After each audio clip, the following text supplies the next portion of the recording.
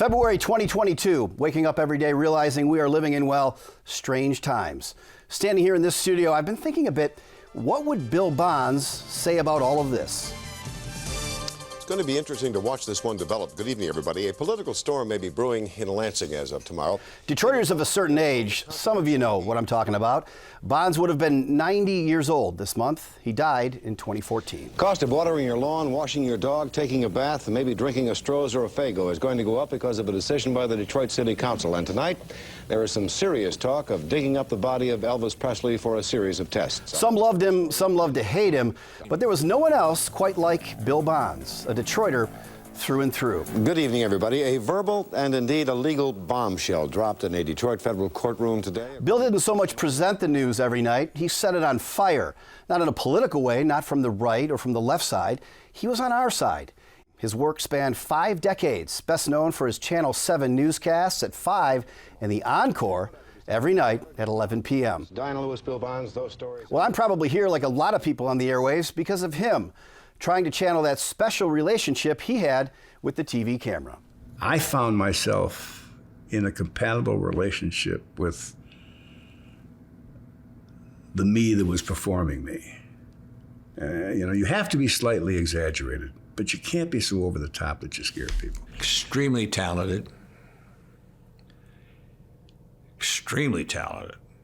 He never faltered in the high opinion of his own self. He really wanted to be the only one. Your head gets a little big when you get to it. Bonds wanted to be a star newsman. Well, he got that and a whole lot more. The one thing they don't teach you in our society is how to be a celebrity. Suddenly, you're a celebrity. That ego, sure. I'd say a good thing. Well, usually. I was looking at some of his YouTube clips last month thinking, if you didn't know about him, you probably wouldn't get it. The long lines for new jobs are still forming in this metropolitan Detroit area today. The most popular YouTube clip you'll find of Billy, a messed up, uncensored outtake from more than 40 years ago. You all set, Bill? Yeah, I'm all set. Profanely riffing about a news promo script he didn't like and cracking wise on coworkers in ways that, well, you ought not do today. What the f is wrong with a short declarative sentence like, good evening, I'm Bill Bonds, nothing is new, good night.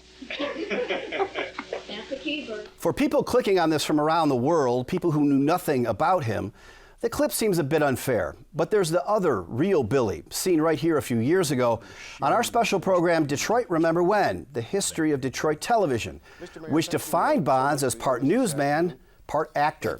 While he played an anchorman in a Planet of the Apes movie, he gave us those commentaries. He was also part philosopher. Now, there's nothing like going to dinner with a 23-year-old daughter. This father did just that tonight, and as a pompous, overpaid television anchor person, one gets accustomed to offering his profound views on everything from the greenhouse effect of the Alaskan oil spill to Nigeria to Panama. Dads should have dinners with their daughters at least once, maybe twice a week. They have a way of reminding men of the things in life, not salaries, stock options, not big cars, but the things that are really important. Things like democracy, freedom, liberty, dignity, love, respect, friendship. So I'm left wondering, what might Bill Bonds think if he could come back now, take a look around? Sure, he'd have so much to criticize: the pandemic, the elections, the media. Former news executive and his close friend, Alan Upchurch, said he'd be looking deeper into just why Americans have gotten so divided, and he'd have tough questions about the growing gap between the haves and the have-nots. That shrinking middle class here in Detroit, this can-do place where the middle class got its first leg up. I'm sure he'd keep reminding us of that with a commentary or two on just what to do about it. We miss you, Billy.